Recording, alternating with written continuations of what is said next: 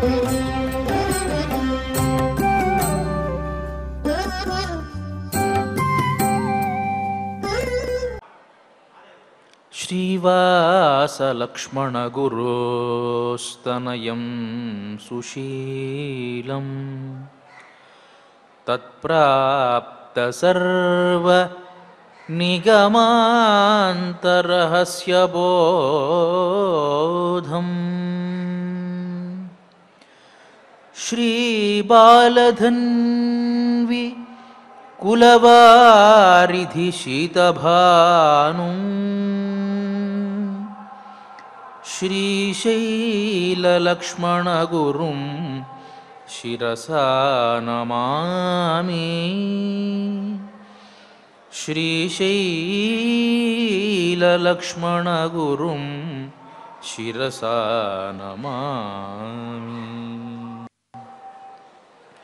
నీళాతుంగస్తనగిరితటీ సుప్తముద్బోధ్య కృష్ణం పారార్థ్యం స్వం శ్రుతిశతశిరసిద్ధమధ్యాపయంతి స్వోచ్ఛిష్టాయాం స్రజినిగళితం యా బలాత్కృత్య భుంక్తే గోదా తస్యై నమ ఇదమిదం భూయ ఏవాస్తు భూయః భూయ ఏవాస్తు భూయః. శ్రీమదాదివరాహ క్షేత్ర విభూషితుడు అఖిలాండకోడి బ్రహ్మాండ నాయకుడు అయినటువంటి శ్రీనివాసుని పాదారవిందాల చింత నాదనీరాజన మంటప ప్రాంగణంలో తిరుమల తిరుపతి దేవస్థానములు శ్రీ వెంకటేశ్వర భక్తి ఛానల్ వారి సౌజన్యంతో ఆళ్వార్ దివ్య ప్రబంధ ప్రాజెక్టు వారి సాహచర్యంతో తిరుప్పావై కార్యక్రమంలో నేటికి మనం 9వ పాశురంలోకి ప్రవేశించాం. ప్రతిరోజు మాదిరిగానే పాశురాన్ని అనుసంధానం చేసుకుని పాశుర అర్థాన్ని ఆస్వాదిద్దాం. తూమణి మాడత్ శుత్తుం విళక్కెరియ తూబం కమళ துயிலணைமேல் கண்வளரும் மாமான் மகளே மணிக்கதவும் தாழ்த்திரவாய் மாமீர் அவளை எழுப்பீரோ உன் மகள்தான் ஊமையோ அன்றிச் செவிடோ அனந்தலோ ஏமப்பெருந்துயில் மந்திரப்பட்டாளோ மாமாயன் மாதவன் வைகுந்தனென்று நாமம் பலவும் నవిన్రేలోరెంబావాయ్. ఆండాళ్ తిరువడిహళే శరణం. ప్రియ భగవద్బంధువులారా, 5 ఏళ్ల చిరుప్రాయంలోనే కృష్ణ పరమాత్మను వివాహం చేసుకోవాలి అనేటువంటి ఉద్దేశంతో తిరుపావై అనేటువంటి వ్రతాన్ని తాను ఆచరించి మనకు అందించింది గోదాదేవి. ఆ ప్రబంధంలో క్రమంగా ఒక్కొక్క పాశురంలో ఉండేటువంటి విశేషాలు మనం తెలుసుకుంటూ ఉన్నాం. ఒక్కొక్క పాశురంలో ఒక్కొక్క విలక్షణమైనటువంటి గోపికను మేలుకొలపడం మనం చూస్తూ ఉన్నాం. ఇవాల్టి ఈ పాశురంలో మనం మేలుకొలపబోయేటువంటి గోపబాలికకు ఒక దృఢమైనటువంటి అధ్యవసాయం, అంటే సీతాదేవికి ఉండేంతటి గొప్ప అధ్యవసాయం ఉన్నది అని వ్యాఖ్యానకారులు తెలియజేస్తూ ఉన్నారు. అంటే ఏమిటి అంటే, పరమాత్మను పొందడానికి, ఆ కృష్ణుణ్ణి పొందడానికి మనం ఎలాంటి ప్రయత్నము చేయాల్సినటువంటి అవసరము లేదు. ఆయనే తనకు తానుగా వచ్చి మనల్ని వరిస్తాడు అనేటువంటి ఒక అధ్యవసాయం. రామాయణంలో చూస్తే సీతాదేవి జాడ తెలుసుకోవడం కోసం హనుమంతుడు లంకానగరానికి వచ్చాడు. లంకానగరంలో అన్ని చోట్ల పరిభ్రమించాడు. సీతాదేవి జాడ తెలిసింది. ఆ సందర్భంలో సీతాదేవికి ఏమని విన్నవించమంటావు రామచంద్రమూర్తికి అని చెబుతూ, అమ్మా నువ్వు గనక వచ్చేసినట్టయితే నిన్ను నేను తీసుకుని వెళతాను, పెద్ద విషయమేమీ కాదు, నా పరాక్రమం ఇంతటిది అని చెప్పి తాను బాగా పెరిగి నేను చక్కగా నా భుజస్కంధాల మీద నిన్ను తీసుకుని వెళ్ళేటువంటి సామర్థ్యం ఉన్నటువంటి వాణ్ణి అని అంటే, అప్పుడు సీతాదేవి ఒక నవ్వు నవ్వి చెబుతుంది కదా. హనుమ చాలా చమత్కారంగా చెప్తుంది. ఆ రామాయణంలో ఆ ఇతివృత్తాంతాన్ని చూస్తే చాలా ఇబ్బంది అవుతుంది. తర్వాత దాటేటువంటి సందర్భంలో సముద్రం ఉంటుంది అని ఎన్ని కారణాలు చెప్పినా ఆమె మనస్సులో ఉండేటువంటి విషయం ఏమిటి అంటే, నన్ను రావణాసురుడు రామచంద్రమూర్తి యొక్క సాన్నిధ్యం లేనటువంటి సందర్భంలో తీసుకుని వచ్చాడు. ఇది రావణాసురుడి యొక్క అసమర్థతకు తార్కాణం.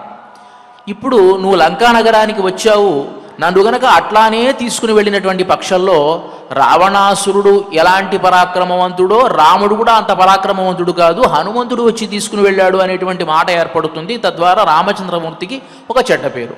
అలా కాదు, ఏం చేయాలి? శరైస్తు సంకులాం కృత్వా లంకాం పరబలార్దన మాం నయేద్యతి కాకుత్స్థ తస్య సదృశం భవేత్. ఏమంటోంది?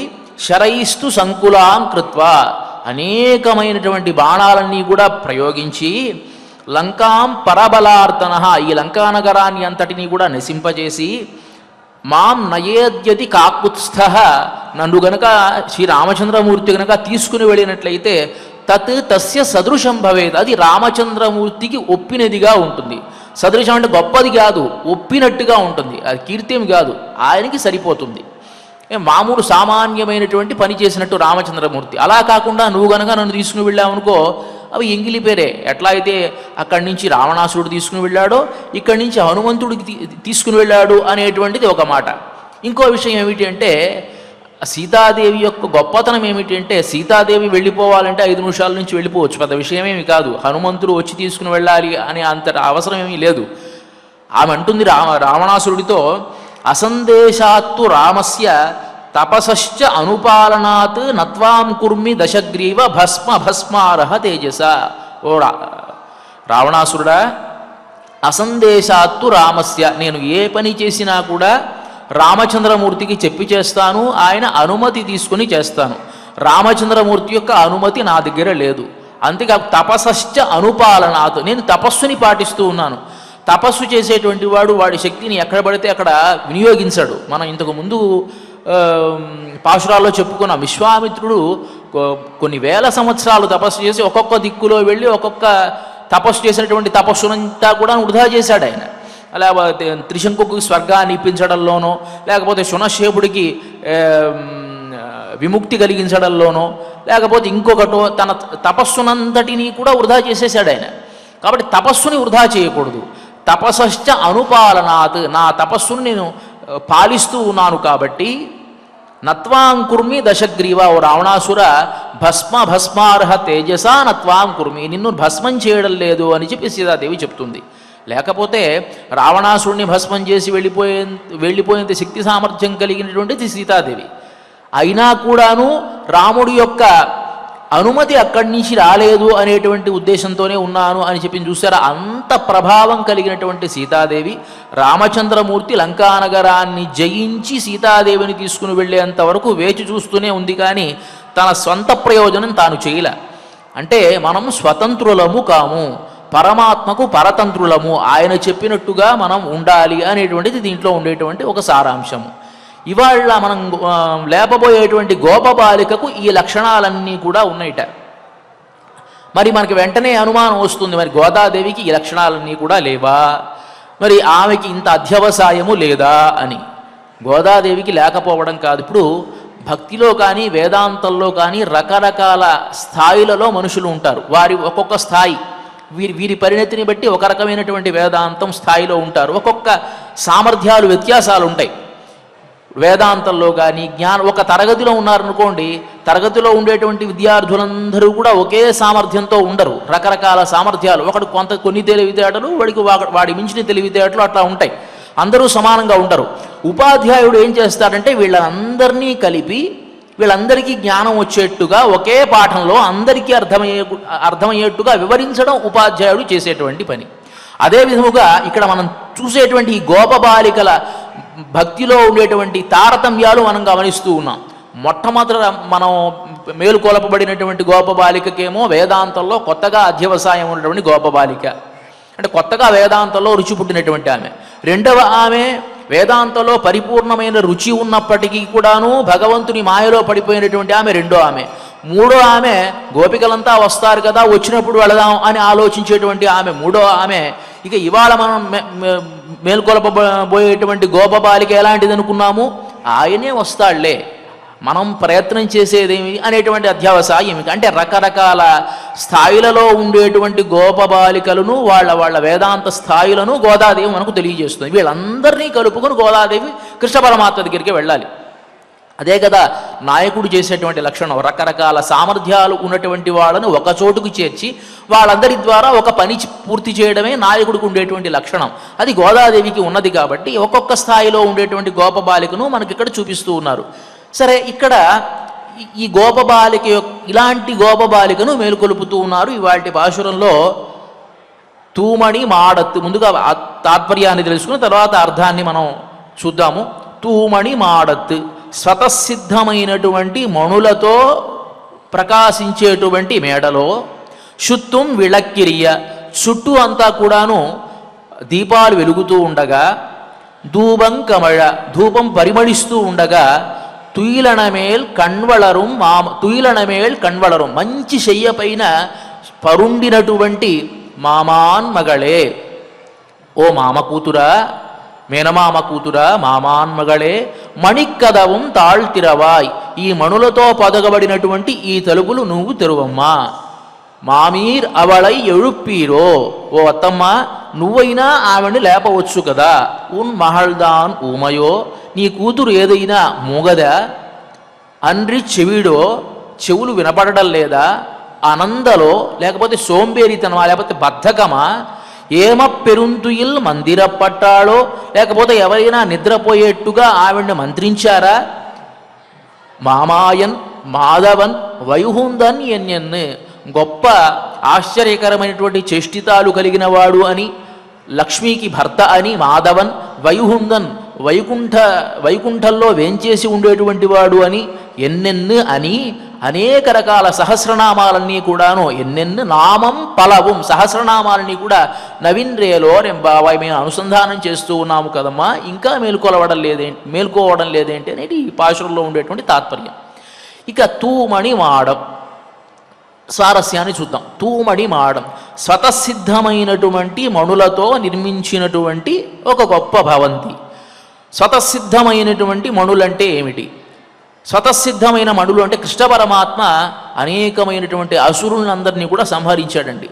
సంహరించినప్పుడు వాళ్ళ దగ్గర ఉండేటువంటి ఐశ్వర్యంలో అనేకమైన మణిమాణిక్యాలన్నీ కూడా ఆయనకు లభించాయి. ఆ లభించినటువంటి మణులలో స్వతసిద్ధంగా ప్రకాశించేటువంటి మణులు కొన్ని ఉంటాయి. కొన్ని మణులు ఉన్నా వాటిని మనం బాగు చేయించుకోవాలి. స్వతసిద్ధంగానే అవి దొరికినప్పుడే చాలా అద్భుతంగా ప్రకాశించేటువంటి మణులు కొన్ని ఉంటాయి మనకి దొరికినప్పుడే. కొన్నింటిని ఏమి చేయాలి, దానికి రాపిడి చేసి దానికి లేకపోతే కొన్ని బాగు చేయించుకుని వాడుకోవాల్సినటువంటివి కొన్ని ఉంటాయి. మనం చూస్తూ ఉంటాం, ఈ వజ్రం మంచిది కాదు, ఈ వజ్రం మంచిది, ఈ వజ్రం వేసుకునేటప్పుడు కలిసి రావడం చెప్తూ ఉంటారు కదా కొంతమంది. అలానే మణులలో కూడాను స్వతసిద్ధంగా ప్రకాశించేటువంటి మణులు కొన్ని బాగు చేయించి వాడుకునేటువంటి మణులు కొన్ని. ఈ కృష్ణ పరమాత్మ ఏం చేసేవాటంటే తనకు లభించినటువంటి మణులలో స్వతసిద్ధంగానే బాగుండేటువంటివి చాలా శ్రేష్టమైనటువంటి మణులన్నీ కూడాను ఈ గోపబాలికకు ఇచ్చి ఇల్లు కట్టించాడు ఆయన, ఒక భవంతిని కట్టించాడు. కాబట్టి అంత గొప్ప భక్తురాలు ఈ గోపబాలిక. స్వతసిద్ధంగా ప్రకాశించేటువంటి మణులు. పరమాత్మ ఎప్పుడు ఏది ఇచ్చినా మనం అడిగిన దానికంటే ఎక్కువే ఇస్తాడు. ఆయన తక్కువది పెట్టుకున్నా మనకి మాత్రం ఎక్కువే ఇస్తాడు. అంబరీష చక్రవర్తి పరమభక్తుడు. ఎన్ని యజ్ఞయాగాది క్రతువులు చేసినా దాంట్లో ఉండేటువంటి ఫలితాన్ని ఆశించకుండా భగవదర్పణం చేసేటువంటి గొప్ప భక్తుడు. ఎప్పుడూ ఏ రోజు కూడాను పరమాత్మ దగ్గరికి వెళ్ళి నాకు ఇది కావాలి అని అడగనంతటి గొప్ప మహా భక్తుడు ఆయన. మరి అలాంటి వాడికి ఏం చేశాడు ఈ శ్రీమన్నారాయణుడు అంటే తస్మా అదాత్ హరిహి చక్రం ప్రత్యనీక భయావహం ఏకాంత భక్తిభావేన ప్రీతోభృత్యాభిరక్షణం అని అంటుంది భాగవతం. ఆయనేం అడగల, నాకు ఇది కావాలి అని అడగకపోయినప్పటికీ కూడాను విష్ణుమూర్తి తన చేతిలో ఉండేటువంటి చక్రాన్ని అతనికి ఇచ్చేశాట. నీ దగ్గర పెట్టుకో, నీ ఆరాధనలో పెట్టుకో, నీకు ఉపయోగపడుతుంది అని చెప్పి తన చేతిలో కుడి చేతిలో ఎప్పుడు కూడా విడిచిపెట్టాడు. ఏ అవతారంలో కూడా విడిచిపెట్టినటువంటి సుదర్శన చక్రాన్ని ఆయన అంబరీష చక్రవర్తికి ఇచ్చి దీన్ని నువ్వు రోజు ఆరాధన చేస్తూ ఉండు అని ఇచ్చాడు. తస్మా అదాత్ హరిహి చక్రం ప్రత్యనీక భయావహం, శత్రువులందరి మనస్సుల్లో కూడాను గుబులు పుట్టించి భయపెట్టేటువంటి ఆ చక్రాన్ని ఆరాధన చేసుకోవడం కోసం ఇచ్చాడు. ఏకాంత భక్తిభావేన ప్రీతో భృత్యాభిరక్షణం. తననే ఆరాధిస్తూ ఉండేటువంటి ఆ బలిచక్రవర్తిని రక్షించడం కోసం భృత్యాభిరక్షణం, ఆ భక్తుణ్ణి రక్షించడం కోసం ఇచ్చాడు. ఎందువల్ల? భవిష్యత్తులో దుర్వాస మహర్షి వస్తాడు, ఇట్లా ఏదో చేయకూడని పని చేస్తాడు. ఆ సందర్భంలో ఇతన్ని కాపాడాలి అంటే ఈ సుదర్శన చక్రం ఇక్కడ ఉండాలి అని చెప్పి ముందే ఊహించి ఆయన ఇచ్చాడు ఆ పరమాత్మ. అంటే మనం అడగకపోయినా ఆయన, మనం అడిగిన దానికంటే అడగకపోయినా గొప్పదే ఇస్తాడు ఆయన. అలా ఈ గోపబాలికకు కూడా తూమణి మాడ స్వతసిద్ధమైనటువంటి మణులన్నీ కూడా ఇచ్చి భవంతిని కట్టించాడు కృష్ణ పరమాత్మ. అంత వైభవమైనటువంటి ఆ మేడలో శుత్తుం విళక్కెరియ, చుట్టూ కూడా దీపాలు వెలుగుతూ ఉండగా, ధూపంకమళ, మంచి పరిమళ భరితమైనటువంటి ధూపం ఎలా ఉండాలి? ధూపానికి ఉండేటువంటి లక్షణము అంటే పొగ కనిపించకుండా సువాసనాభరితంగా ఉండాలి, అంతటా కూడా వ్యాపించాలి. పొగ ఎక్కువ లేకపోతే వాసన తక్కువ అని కాదు, పొగ కనిపించకుండా వాసన ఎక్కువగా ఉండేటువంటి దాన్ని ధూపము అంటాము. అదే ఉత్కృష్టమైనటువంటి ధూపం కాబట్టి ధూపం కమళ తుయిలనమేల్ కణ్వళరుం, మంచి శయ్య పైన శయనిస్తూ ఉండేటువంటి దానా. ఈ మాటలో ఒక చిన్న పుల్ల విరుపు ఉంది. ఏమిటంటే, మేమేమో వ్రతం చేద్దాము అని చెప్పి నెయ్యున్నోం పాలున్నోం అని చెప్పి వేటిని గ్రహించకుండా ఏవైతే భోగ్యమైనటువంటి పదార్థాలు ఉంటాయో అన్నింటినీ కూడా విడిచిపెట్టి వ్రతం చేద్దామని వస్తే, నువ్వు చూస్తే వ్రతాన్ని పక్కన పెట్టేసేసి హాయిగా భోగభాగ్యాలతో అరరారుతూ ఉన్నావమ్మా. ఇప్పుడు మనం ఒకరోజు ఉపవాసం ఉందామని ఉంటాం, నేను ఇవాళ ఉపవాసం ఉంటున్నాను అని చెప్పి ఆ రోజే ఇంట్లో ఉండేవాళ్ళంతా చక్కగా పచ్చిమిరపకాయ బజ్జీలు లేకపోతే పంచభక్ష పరమాన్నాలు అన్నీ చేసుకుంటూ ఉంటే అవన్నీ గుబాడించి ముక్కుకు వస్తూ ఉంటే మనకు ఎలా ఉంటుంది చెప్పండి? మనమేమో ఉపవాసం ఉంటామా, ఇంట్లో ఉండేటువంటి వాళ్ళేమో పంచభక్ష ప్రమాణాలు తింటూ ఉంటారు. ఏదైనా న్యాయం ఉందా? ఎలా ఉంటుంది మనకి? ఇంత న్యాయం చేస్తారా అని చెప్తామా లేదా? అదేవిధంగా వీళ్ళ మనస్సులో ఉండేటువంటి బాధ, అమ్మ కృష్ణ పరమాత్మను చూడలేదే, ఆయనతో మాట్లాడలేదే అనేటువంటి బాధతో మేము ఈ వ్రతాన్ని ప్రారంభించి చేస్తూ ఉన్నాం.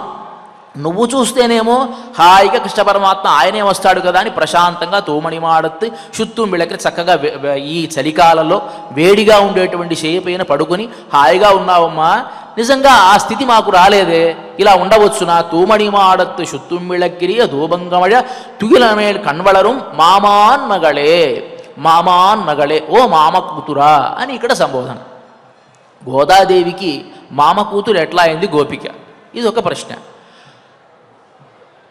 గోదాదేవేమో వైదికమైనటువంటి కుటుంబంలో విష్ణు చిత్తుల వారికి కుమార్తెగా జన్మించినటువంటి ఆమె, అంటే దొరికినటువంటి ఆమె, విష్ణు చిత్తుల వారి చేత పెంచబడినటువంటి ఆమె అయోనిజ, అంటే ఆవిడ దొరికినటువంటి ఆమె. అలాంటి ఆ గోదాదేవి ఈ గోపబాలికను మామాన్మహళే అని పిలుస్తోంది. పోనీ వర్ణంలో ఏదైనా ఇద్దరి కులము ఒకట అంటే కాదు, ఆమెమో గొల్ల కులంలో పుట్టినటువంటిది, ఈమె వైదికమైనటువంటి కుటుంబంలో పెరిగింది కదా, కానీ మామాన్మగళే అని అనవచ్చునా అని వ్యాఖ్యానకారులు ఒక ప్రశ్న వేసుకున్నారు. ఎందువల్ల మామాన్మగళే అని అన్నారు? మామ కూతురా అని మేనమామ కూతురా అనడానికి కారణం ఏమిటి అంటే, పశు మనుష్య పక్షీవ ఏచ వైష్ణవ సంశయా తేనైవతే ప్రయాస్యంతి తద్విష్ణో పరమం పదం అని. ఒక విష్ణు భక్తుడు ఉంటాడు, ఆ విష్ణు భక్తుడి ఒంటిలో ఏదో ఒక ఆవో లేకపోతే ఏదో ఒక పక్షో పెరుగుతూ ఉందనుకోండి, ఇతను మరణించినటువంటి తర్వాత, ఆ పక్షి మరణించినటువంటి తర్వాత దానికి కూడా ముక్తి వస్తుందట. ఎట్లా వస్తుంది అని అంటే, ఈ వైష్ణవుడితో ఉండేటువంటి, అంటే ఈ విష్ణు భక్తుడితో ఉండేటువంటి సంబంధం వల్ల దానికి కూడా ముక్తి వస్తుంది. యం యం స్పృశతి పాణిభ్యాం యం యం పశ్యతి చక్షుషా స్థావరాణ్యపి ముచ్యంతే కిం పునర్బాంధవా జనా. అంటే వైష్ణవుడు అంటే వైష్ణవుడిని కాదని విష్ణు భక్తుడు అనేటువంటి వాడు మహాభక్తుడు అని అర్థం అక్కడ. యం యం స్పృశతి పాణిభ్యాం, ఈ భక్తుడైనటువంటి వాడు దేనినైతే తన చేతితో స్పృశిస్తాడో, యం యం పశ్యతి చక్షుష, దేనినైతే కంటితో చూస్తాడో, అవన్నీ స్థావరాణ్యపి ముచ్యంతే, పర్వతాలు ఏదైనా కూడా మోక్షాన్ని పొందుతాయిట. కిం పునర్బాంధవా జనా, ఇక ఆ వైష్ణవుడితో సంబంధం ఉన్నటువంటి వారి గురించి చెప్పాల్సిందేముంది అని శాస్త్రం చెబుతుంది. ఇక్కడ గోదా అమ్మవారికి చాలా బాధ. అయ్యో, మనం కృష్ణుడు పుట్టినటువంటి సందర్భంలో గోపికల్లో పుట్టకుండా పోయామే, వాళ్ళంతా గొప్ప గొప్ప భగవద్భక్తులు కదా అని తన మనస్సులో ఉండేటువంటి బాధను మామాన్ మహళయ అనేటువంటి పదంతో వారితో ఈ వరస కుదుర్చుకొని ఆమె ప్రశాంతంగా ఉంది. శాస్త్ర ప్రకారం చూస్తే ఎవరూ కూడా ఈ శారీరక బంధాలకు ప్రత్యేకమైనటువంటి ఆదరణని ఇవ్వరు. ఆళ్వార్లు అంటారు కదా, కొండపెండీర్ మక్కళుత్తార్ శుత్తత్తవరు పిరరుం కండదోడు పట్టదల్లాల్ కాదల్మత్తు యాదుమిల్లై. నమ్మాళ్వార్లు చెబుతూ ఉన్నారు. ఏమని చెబుతూ ఉన్నారంటే, లోకల్లో మనకు కొన్ని బంధాలు ఉంటాయి. భార్య, పిల్లలు, బంధువులు, జ్ఞాతులు, లేకపోతే మనం ఆశ్రయించుకుని ఉండేటువంటి దాసీజనులు, వీళ్ళంతా కూడా ఎలాంటి వాళ్ళంటే కండదోడు పట్టదల్. కండదోడు కేవలం మనకు డబ్బు ఉండడం వల్ల పట్టదల్లా స్నేహం కలిగి ఉంటారు. కాదల్మత్తు యాదుమిల, మన మీద ప్రేమేమీ ఉండదు. మనకి ఈ శరీరానికి ఉపాధి అని పేరండి. మనకి ఈ శరీరం ఉంది కదా, ఈ శరీరానికి ఉపాధి అని పేరు వేదాంత పరిభాషలో. ఈ ఉపాధి వచ్చింది కాబట్టి, ఈ శరీరం వచ్చింది కాబట్టి, ఈ శరీరం మనకిచ్చినటువంటి వాళ్ళు ఎవరు? తల్లిదండ్రులు. కాబట్టి వాళ్ళతో ఉండేటువంటి ఒక సంబంధం. ఈ తల్లిదండ్రులకు మనం పిల్లవాడిగా పుట్టడం వల్ల కొంతమంది బంధువులు, తద్వారా మనం బ్రతుకుతూ ఉన్నాము కాబట్టి ఈ సమాజంలో కొంతమంది స్నేహితులు. ఇదే ఈ శరీరం వేరే వాళ్ళ దగ్గర పుట్టిందనుకోండి, అంటే వేరే వాళ్ళకి పుడితే అప్పుడు వాళ్ళు వేరే తల్లిదండ్రులు, వేరే బంధువులు, వేరే స్నేహితులు ఏర్పడతారు. కానీ శాశ్వతమైనటువంటి తల్లిదండ్రులు ఎవరైనా ఉంటారా అంటే అది కేవలం పరమాత్మ మాత్రమే ఉంటాడు. వీళ్ళకి ఎలాంటి ప్రేమ? వీళ్ళకి ఉండేటువంటి ప్రేమ ఏమిటి అంటే, పిల్లవాడు గనక సక్రమంగా లేకుండా పనికిమాలిన వాడిగా తిరుగుతూ ఉంటే తల్లిదండ్రులు చూస్తారా, దౌర్భాగ్యుడు పుట్టాడు మన కులానికి, వీడి వల్ల మన కులానికి కళంకమే తప్ప ప్రయోజనం లేదు అని తల్లిదండ్రులు బాధపడతారు. అవునా కాదా? స్నేహితుడు ఎవరైనా ఉన్నారనుకోండి, వీడు పనికిమాలిన వాడిగా తిరుగుతూ ప్రయోజకుడు కాని పక్షంలో వీడితో స్నేహం ఎవరన్నా చేస్తారా? ఎవరూ చేయరు. ఎప్పుడు చేస్తారు అంటే వీడు బాగున్నప్పుడు చేస్తారు ఎవరైనా. అందువల్లే శాస్త్రం ఏం చెబుతుందంటే, వీళ్ళంతా ఉపాధిగా శేషులు, ఉపాధి ద్వారా ఈ శరీరం ద్వారా ఏర్పాటైనటువంటి వాళ్ళు కాబట్టి వీళ్ళ వల్ల మనకు ఎలాంటి ప్రయోజనము లేదు. అంటే ఆ సందర్భంలో వాళ్ళకి కూడా వీడితో ప్రయోజనం లేదనుకోండి, ఈ శరీరం ఇచ్చినటువంటి వాళ్ళతో మనకే ప్రయోజనం లేదు. శాశ్వతమైనటువంటి వాడు పరమాత్మ కాబట్టి అతనితోనే మనకు బంధుత్వం ఉండాలి అని శాస్త్రం చెబుతోంది. మరి ఇక్కడ గోదా అమ్మవారేమో మామాన్మగళే అని చెప్పి శారీరక సంబంధాన్ని ఎందుకు కుదుర్చుకుంటున్నారంటే, మీరు చూడండి, ఇప్పుడు వేదవ్యాస మహర్షిని ప్రార్థించాలి అంటే ఏమని ప్రార్థిస్తాం చెప్పండి? వ్యాసం వసిష్ఠ నప్తారం శక్తే పౌత్రమకల్మషం పరాశరాత్మజం వందే సుఖదాతం తపోనిధిం అని చెప్తాం కదా. ఏమిటి వ్యాసం? వ్యాసుడు ఎలాంటి వాట? వసిష్ఠ నప్తారం, వసిష్ఠ మహర్షికి మునిమనవడు. శక్తే పౌత్రం, శక్తి అనేటువంటి వాడికి మనుమడు. పరాశర ఆత్మజం, పరాశర మహర్షి అనేటువంటి వాడికి ఆయన కుమారుడు. తర్వాత శుక మహర్షికి తండ్రి అని చెప్పి వ్యాసుడికి ఒక లక్షణం చెబుతూ ఉన్నా. అక్కడ నమస్కారం చేసేటువంటి సందర్భంలో ఇలా ప్రార్థిస్తాం. వ్యాసం వసిష్ఠ నప్తారం శక్తే పౌత్రం అకల్మషం పరాశరాత్మజం అంతే శుకతాతం తపోనిధిం. శుక మహర్షికి తండ్రి అయినటువంటి ఆ మహర్షికి నమస్కారము అని ప్రార్థిస్తూ ఉన్నాం కదా. ఇక్కడ ఎందుకు శరీర సంబంధాలు చెప్పారు? మహర్షులే చెప్పారు శారీరక సంబంధాలు అనేటువంటివి శాశ్వతమైనవి కావు అని చెప్తూ ఇక్కడ ప్రార్థనా శ్లోకంలో మాత్రం వీళ్ళ సంబంధాలని ఎందుకు చెప్పారు అంటే, ఉద్ధరింపబడడానికి మహానుభావులతో సంబంధం తప్పకుండా ఉండి తీరాలట. మామూలు తల్లిదండ్రులో లేకపోతే మామూలు బంధువులో అయితే వాళ్ళ వల్ల మనం ఉద్ధరింపబడం. ఇప్పుడు చూడండి, గొప్ప అధికారంలో ఉండేటువంటి ఒక మంత్రి ఉన్నాడు. మనం ఏదైనా పని కావాలనుకోండి అక్కడికి వెళతాం, ఒక ఆఫీస్కి అక్కడికి వెళతాం. వెళ్ళినప్పుడు ఏం చేస్తాం? వాడు పని చేయలేదు, నేను ఎవరినో తెలుసా, ఆ మంత్రి గారికి స్వయానా బావమరిదిని అని చెప్తాం. అంటే వెంటనే వాడు వణికిపోయి పని చేస్తాడు. ఎందువల్ల చెప్తున్నాడు? ఆ సంబంధం ఆ పని అవుతుంది కాబట్టి, తను అనుకున్న పని అవుతుంది కాబట్టి వాడు అక్కడ బెదిరిస్తాడు. నేను ఎవరనుకున్నావు తెలుసా, ఎంపీ గారికి అబ్బాయిని అంటాడు. ఏదో ఒక పేరు చెప్పుకుంటు, వీడితో నాకు సంబంధం, వాడికి బావమరిదినో వీడికి తమ్ముడినో లేకపోతే ఏదో చెప్పుకుని పని జరుపుకుంటాడు. అలాగే నువ్వు ముక్తిని పొందాలి అంటే ముక్తికి దగ్గరగా ఉండేటువంటి మహానుభావులతో సంబంధం ఎప్పుడూ ఉండాలట. అందువల్ల ఇక్కడ వ్యాస మహర్షిని చెప్పేటువంటి సందర్భంలో వశిష్ఠ మహర్షి ఏమైనా తక్కువ? వశిష్ఠ మహర్షి చాలా గొప్పవాడు కా. వ్యాసం వశిష్ఠ నప్తారం శక్తే పౌత్రం అకల్మషం. పరాశర మహర్షి ఏం తక్కువవాడా? పరాశర మహర్షికి కుమారుడు, తర్వాత వశిష్ఠ మహర్షికి మునిమనవడు. శ్రీశుకుడు ఏమో తక్కువవాడా? భాగవతాన్ని అనుగ్రహించినటువంటి మహనీయుడు కాబట్టి శుక మహర్షికి తండ్రి అని చెప్తూ ఉన్నాం. ఎందువల్ల అంటే వీళ్ళంతా మహనీయులే. ఈ మహనీయులందరినీ గుర్తు చేస్తూ వీళ్లతో ఈయనకి సంబంధం ఉన్నది అని చెప్తాం. మన ఆచార్యులలో కూడాను పరాశర భట్టర్ అని ఒక మహనీయులు ఉన్నారు. ఆయన తలుచుకునేటప్పుడు శ్రీ పరాశర భట్టార్య శ్రీరంగేశ పురోహిత శ్రీవత్సాంక సుత శ్రీమాన్ శ్రేయసే మేస్తు భూయసే అని అక్కడ అనుసంధానం చేస్తారు. ఈ పరాశర భట్టర్ అనేటువంటి ఆయన శ్రీరంగ క్షేత్రానికి పురోహితులు. అదే సందర్భంలో శ్రీవత్సాంక సుత శ్రీవత్స చిహ్నమిశ్రులు అనేటువంటి వారికి కుమారులు అని చెప్తారు. అక్కడ ఎందుకు చెప్తున్నారు కుమారులు అంటే ఈ శ్రీవత్స చిహ్నమిశ్రులకి సంప్రదాయంలో కూరత్తాళ్వాన్ అని పేరు. ఎంత గొప్పవారో తెలుసా అండి. భగవద్రామానుజులకు శిష్యులు. భగవద్రామానుజుల కంటే వయస్సులో చాలా అధికులు. బ్రహ్మసూత్ర భాష్యాన్ని రాయాలి అంటే భగవద్రామానుజులకు దిశానిర్దేశనం చేసినటువంటి మహనీయులు. బోధాయన వృత్తిని ఒకరోజు మాత్రమే చూసి ఆ వృత్తి అంతా కూడాను తన మస్తిష్కంలో పెట్టుకున్నటువంటి గొప్పవారు. భగవద్రామానుజులు భాష్యం రాయాలి అంటే బోధాయన వృత్తి చూడడానికి కాశ్మీర దేశానికి వెళ్ళారు ఆయన. ఆ కాశ్మీర దేశంలో ఈ బోధాయన వృత్తి ఒకరోజు చూస్తూ ఉన్నారు. వెంటనే కాసేపు అయిన తర్వాత అక్కడ ఉండేటువంటి ఆ లైబ్రరీ అంటే వాళ్ళంతా గ్రంథాలయంలో ఉండేటువంటి అధికారులంతా వచ్చి ఇది మీకు ఇవ్వడం కుదరదు అని చెప్పి లాగేసుకున్నారు వాళ్ళు. ఇప్పుడు ఈయన భాష్య రచన చేయాలి, బ్రహ్మసూత్రానికి భాష్య రచన చేయాలి. ఎట్లా చేయాలి? దానికి ఆధారభూతమైనటువంటి బోధాయన వృత్తి కాస్తా లేదే, నేను ఎట్లా భాష్యం చెయ్యాలి అని ఆలోచిస్తూ ఉండేటువంటి సందర్భంలో ఈ కూరత్తాళ్వాన్ అనేటువంటి ఆయన అన్నారు కదా, మీరు భయపడాల్సినటువంటి అవసరం లేదండి, మీరు పడుకున్నటువంటి సందర్భంలో నేను ఆ వృత్తి అంతా కూడా చూశాను, ఆ వృత్తి అంతా నా బుర్రలోనే ఉంది అన్నటువంటి మహనీయులు. ఇంకా ఎలాంటి వారో తెలుసా?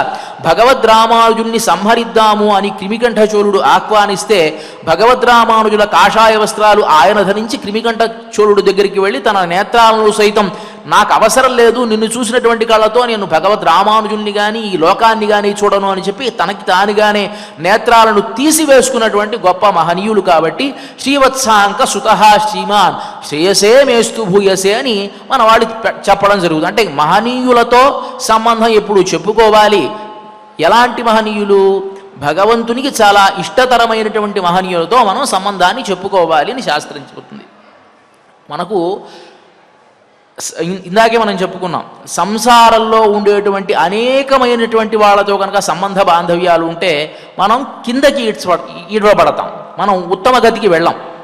భాగవతంలో జడభరతుడు అనేటువంటి ఆయన వృత్తాంతం వస్తుంది. ఈ జడభరతుడు అనేటువంటి ఆయన గొప్ప రాజు అండి, గొప్ప రాజు. ఈ జడభరతుడు అనేటువంటి ఆయన పంచజని అనేటువంటి ఆయన వివాహం చేసుకున్నాడు. గొప్ప చక్రవర్తి ఈయన. ఒక 5 కుమారులు జన్మించారు. 10,000 సంవత్సరాలు రాజ్యం చేశాడు. 10,000 సంవత్సరాలు రాజ్యం చేసినటువంటి ఈ జడభరతుడు అనేటువంటి ఆయనకి వైరాగ్యం కలిగింది. వైరాగ్యం కలిగి ఈ రాజ్యాన్ని ఇంకెంతకాలం మనం పరిపాలిస్తాము, ఈ భోగభాగ్యాలన్నీ కూడా మనకెందుకు, ఇది మన పిల్లలకు అప్పచెప్పి మనం చక్కగా వానప్రస్థాన్ని గ్రహించి అడవులలో తపస్సు చేసుకుందామని బయలుదేరి వెళ్ళిపోయాడు. ఈ రాజ్యాన్నంతా కూడా విడిచిపెట్టేశాడు, పిల్లలకు అప్పచెప్పేశాడు, అడవికి వచ్చాడు. పులహ మహర్షి ఉండేటువంటి ప్రదేశానికి సాలగ్రామ క్షేత్రానికి వచ్చాడు. తపస్సు చేసుకుంటూ ఉన్నాడు ఆయన. ఆ సాలగ్రామ క్షేత్రంలో తపస్సు చేసుకుంటూ ఉన్నాడు ఆయన. సరే, కొంతకాలం అయింది. ఈ తపస్సు చేసుకుంటూ ఉండేటువంటి సందర్భంలో చక్ర నది అనేటువంటి ఆ నదిలో స్నానం చేయడానికి వెళుతూ ఉన్నాడు. ఆ సందర్భంలో ఒక లేడీ వచ్చింది, గర్భంతో ఉన్నది. ఆ లేడీ, ఆ గర్భంతో ఉండేటువంటి లేడీని ఒక పులి వెంబడిస్తూ ఉంది, ఆ సింహం వెంబడిస్తుంది. సింహం గాడ్రించిన వెంటనే దానికి భయం వేసి ఆ నదిలో నీళ్లు తాగడానికి వచ్చినటువంటి లేడి పాపం అక్కడే ప్రసవించి ఒక ఉదుటున ఆ నదిని, ఆ ప్రవాహాన్ని అట్లా దాటి పక్కన పడి తను మరణించింది. ఈ ప్రవాహంలో ప్రసవించినటువంటి చిన్న శిశువు లేడి కూన ఉంది. అది చూసి ఇతనికి జాలి వేసింది ఈ భరతుడికి. దాన్ని పెంచుతూ ఉన్నాడు. ఆ లేడీ కూడా ఎప్పుడు ఇతను ఎక్కడ ఉన్నా అక్కడే తిరుగుతూ ఉన్నది. అతని నాకుతూ అతనితోనే పడుకుంటూ అంతా ఉంది. సరే, ఇతను తపస్సు చేసుకుంటూ ఉన్నాడు. మరణించేటువంటి సమయం ఆసన్నమైంది ఈ భరతుడికి. మరణించేటువంటి సందర్భాల్లో ఇతనికి ఒక బాధ కలిగింది. అయ్యయ్యో, నేను మరణిస్తూ ఉన్నానే, ఈ లేడీ యొక్క బాగోగులు చూసుకునేటువంటి వాళ్ళు ఎవరైనా ఉన్నారా అని బాధపడుతూ శరీరాన్ని విడిచిపెట్టేశాడు. విడిచిపెట్టేసిన తర్వాత మరుసటి జన్మలో ఇతను లేడీగా పుట్టాడు ఆయన. ఎందువల్ల? మనం మరణించేటువంటి సందర్భంలో దేన్నైతే చిట్ట చివరి దశలో మనం ధ్యానిస్తామో అదేగా మనం పుడతామట. ఇప్పుడు ఇతనికి జ్ఞానోపదేశం ఏమైందంటే, ఇంత తపస్సు చేశానే నేను, గొప్ప రాజ్యాన్ని విడిచిపెట్టాను, నా సొంత భార్యని విడిచిపెట్టాను, నా పిల్లల్ని విడిచిపెట్టాను, కానీ నా మమకారం అక్కడి నుంచి లేడి వైపుకి వచ్చింది. అంటే మమకారం ఎక్కడో చోట చుట్టుకుంటుంది కదా. అంటే రాజ్యాన్ని విడిచిపెట్టినటువంటి వాడికి, భార్యని విడిచిపెట్టినటువంటి వాడికి, పిల్లల్ని విడిచిపెట్టినటువంటి వాడికి కేవలం ఒక చిన్న లేడి కోణ మీద ఆ మమకారం ఏర్పడింది. తద్వారా ఏమైంది, మళ్ళీ జన్మించాల్సి వచ్చింది. సరే, ఆ లేడి జన్మలో తర్వాత జ్ఞానం కలిగింది, తద్వారా ఆ శరీరాన్ని విడిచిపెట్టాడు. తర్వాత ఇంకో కుటుంబంలో తాను జన్మించి తర్వాత అతను ముక్తిని పొందాడు అనుకోండి. కానీ దీనికి కారణం ఏమిటి అంటే శరీరంతో ఉండేటువంటి సంబంధం, వాళ్ళని ధ్యానించుకుంటూ ఉండడమే. మనకు లీలాశుకుల వారి గురించి శ్రీకృష్ణ కర్ణామృతం అని మనం చాలా శ్లోకాలు చెప్పుకుంటూ ఉంటాం. శ్రీకృష్ణ కర్ణామృతం, ఆయనకి పూర్వంలో బిల్వమంగళుడు అని పేరండి, బిల్వమంగళుడు అని. ఈ బిల్వమంగళుడు అనేటువంటి ఆయన కేరళ ప్రదేశానికి సంబంధించిన వాడు అని, శ్రీకాకుళం ప్రదేశానికి సంబంధించిన వాడు అని 7వ శతాబ్దంలో జన్మించిన ఆయన అని చెప్తూ ఉంటారు. ఈయన గొప్ప వంశంలో జన్మించాడు, కానీ వేదాధ్యయనం చేసినటువంటి వాడు, అనేకమైనటువంటి శాస్త్రాలు అధ్యయనం చేసినటువంటి వాడు. ఇవన్నీ కూడా అధ్యయనం చేసి ఆయన ఒక చిన్న వ్యామోహం, ఒక స్త్రీ వ్యామోహం కలిగింది.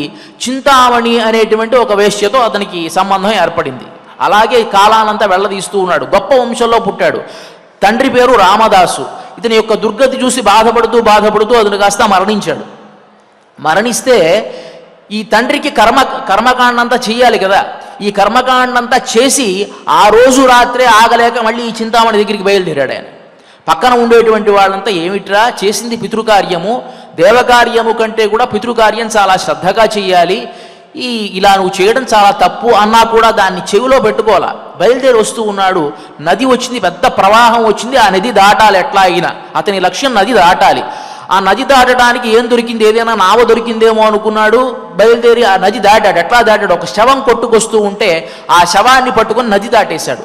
అది శవం అనేటువంటి దాన్ని ఆయన బుర్రలో పెట్టుకోవాలా, నది దాటాలంతే ఎట్లా అయినా. నది దాటేశాడు. సరే, ఈ చింతామణి యొక్క ఇంటికి వచ్చాడు ఆయన. చింతామణి ఇంటికి వస్తే తలుపులన్నీ వేసి ఉన్నాయి.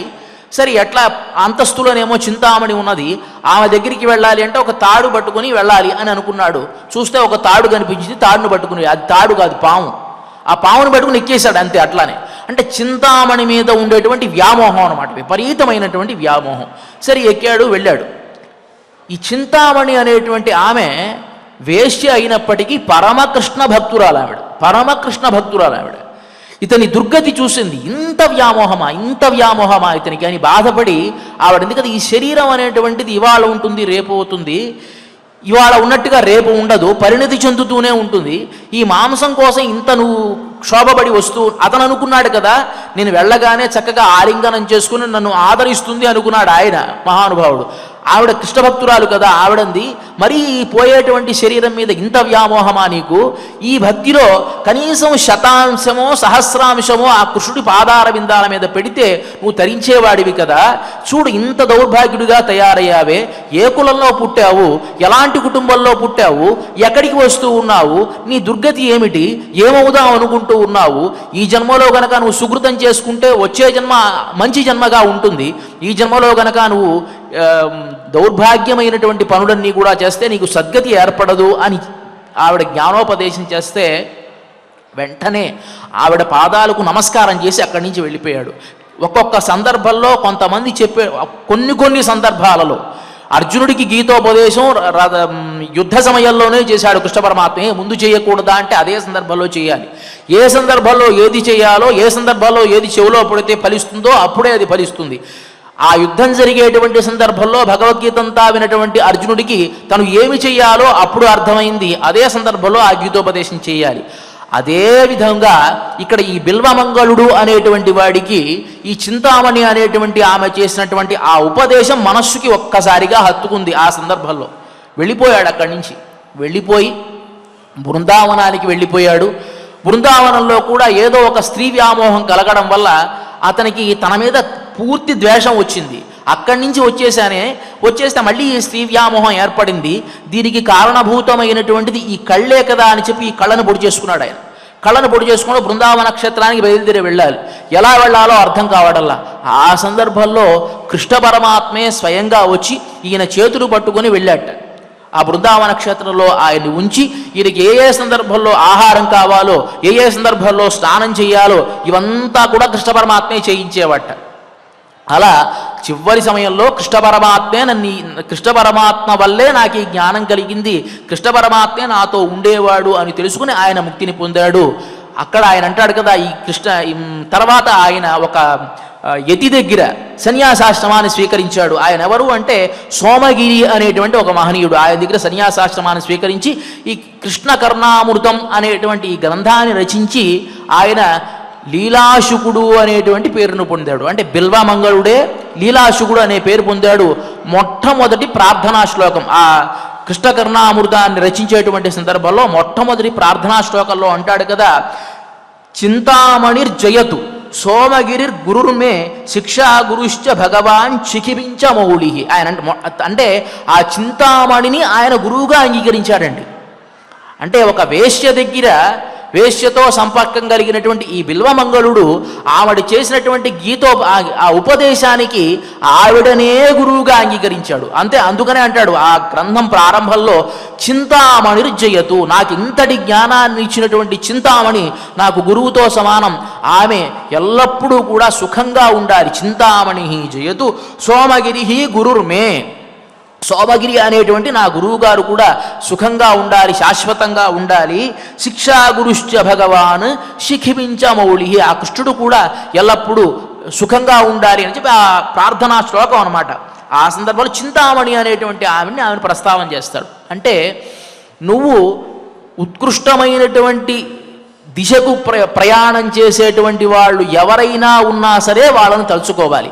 ఈ చింతామణి జ్ఞానోపదేశం చేసింది కాబట్టే ఈరోజు ఆవిడ స్తోత్రం చేయబడింది ఈ గ్రంథంలో.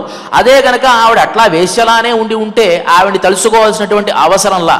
అందువల్లే ఇక్కడ ఏం చెబుతున్నారంటే, పరమాత్మకు అత్యంత ప్రీతిపాత్రమైనటువంటి వాళ్ళు ఎవరున్నా సరే వాళ్ళతో మనకు ఉండేటువంటి శరీర సంబంధం కూడా మనకు ముక్తిని కలిగిస్తుంది అని చెప్పడం వల్ల ఇక్కడ గోదా అమ్మవారు ఏమంటుంది, మామాన్ మహళే, ఓ మామ కూతురా. ఏమిటి ఆవిడ కొరత?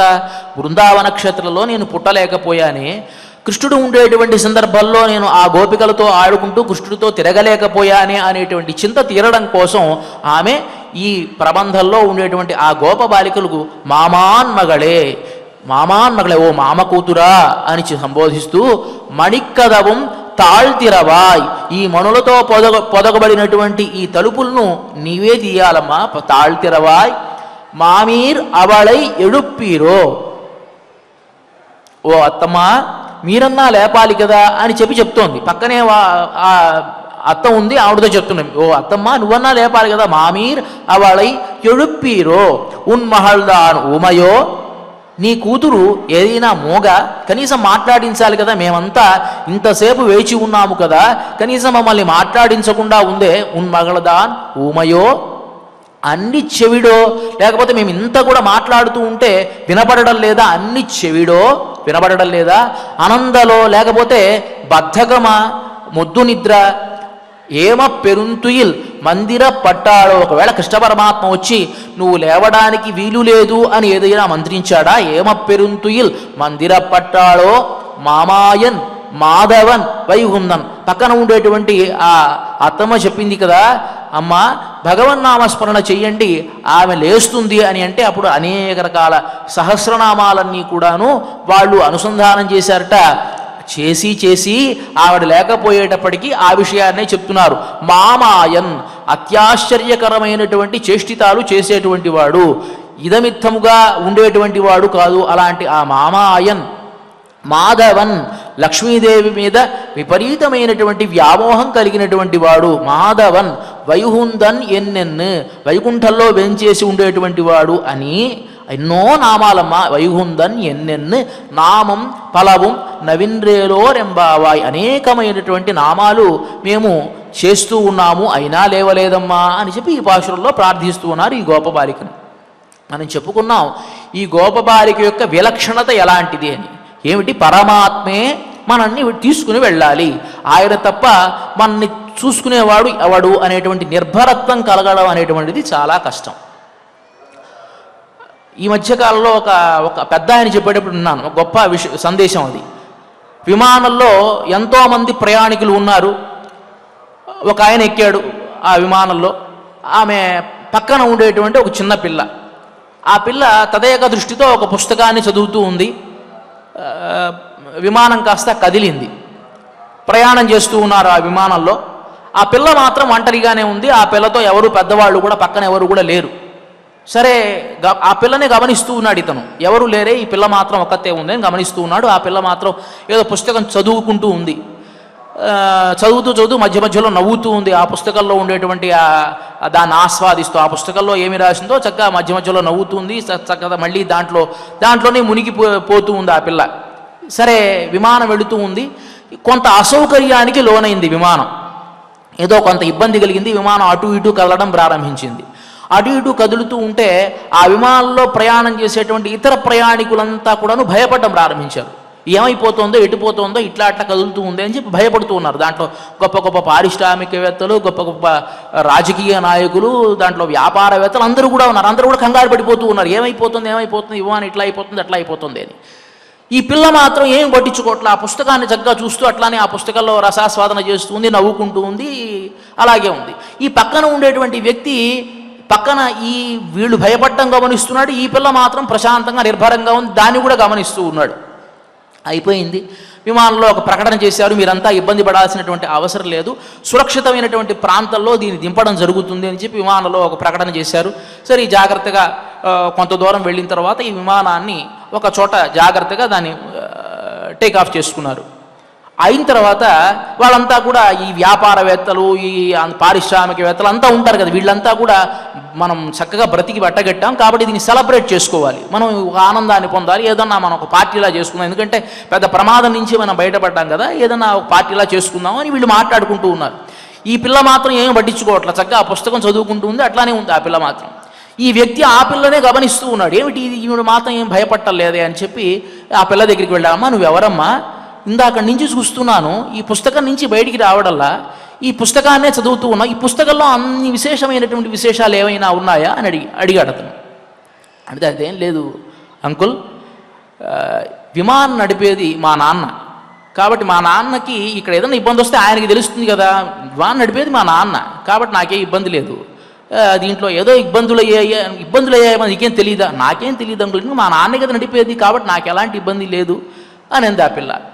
అంటే విమానం నడిపేటువంటి వాడు నా తండ్రి కాబట్టి నాకు ఎలాంటి ఇబ్బంది లేదు అని ఎంత నిర్భరత్వంగా ఆ పిల్ల ఉందో, లోకల్లో మనలాంటి వాళ్ళు కూడా అలాగే ఉండాలి. ఈ విమానాన్ని నడిపేటువంటి వాడు ఆ పరమాత్మ, ఆయనకి దీని యొక్క బాగోగులు తెలుసు, జాగ్రత్తగా చూసుకుంటాడు అనేటువంటి నిర్భరత్వం మనకు ఉండాలి. అలాంటి నిర్భరత్వం కలిగినటువంటి గోప బాలికను ఈరోజు గోదాదేవి లేపింది. ఇందాక మనం చెప్పుకున్నట్టుగా పక్కన ఆ గోపబాలికకు ఉండేటువంటి లక్షణాలు గోదాదేవికి లేవా అంటే ఉంది. కానీ రకరకాల స్థాయిలలో ఉండేటువంటి వాళ్ళను మనకు పరిచయం చేస్తోంది గోదాదేవి. ఈ స్థాయిలో ఈ గోపబాలిక ఉంది, ఈ స్థాయిలో ఆవిడ వేదాంతం ఈ స్థాయిలో ఉంది, ఈ గోపబాలికకు ఉండేటువంటి వేదాంత స్థాయి ఈ స్థాయి అని ఒక్కొక్కరిని పరిచయం చేసుకుంటూ, వాళ్ళని పరిచయం చేస్తూ, తద్వారా మనకి ఒక రకమైనటువంటి జ్ఞానబోధ చేస్తూ గోదాదేవి ముందుకు సాగుతూ ఉంది. ఇవాల్టి ఈ పాశురంలో సీతాదేవిలా ఉండేటువంటి ప్రావీణ్యం కలిగినటువంటి గోపబాలికను తమ గోష్ఠిలో చేర్చుకొని వాళ్ళంతా కూడా ముందుకు సాగారు. ఇక రేపటి గోపబాలికకు చాలా విలక్షణత. ఎలాంటి విలక్షణత అంటే సాక్షాత్తు కృష్ణుడి పక్కన ఇంట్లో ఉండేటువంటి నివసించేటువంటి గోపబాలిక యొక్క వైభవాన్ని మనం రేపటి పాశురంలో తెలుసుకుందాం. మరి ఇంత వైభవాన్ని మనకు అందిస్తూ ఈ వ్రతాన్ని తాను ఆచరించి మనను ఉద్ధరించినటువంటి గోదాదేవి యొక్క పరిపూర్ణమైన అనుగ్రహం మన మీద ప్రసరించాలని ప్రార్థిస్తూ, శ్రియః కాంతాయ కళ్యాణ నిధయేర్థినాం శ్రీవేంకట నివాసాయ శ్రీనివాసాయ మంగళం.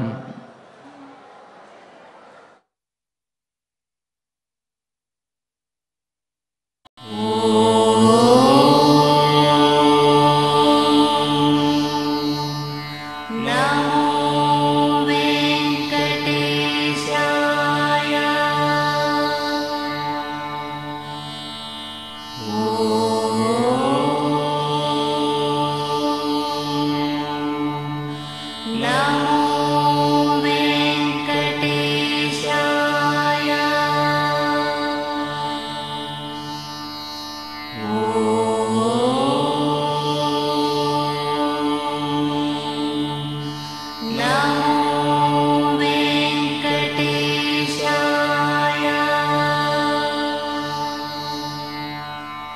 ఓం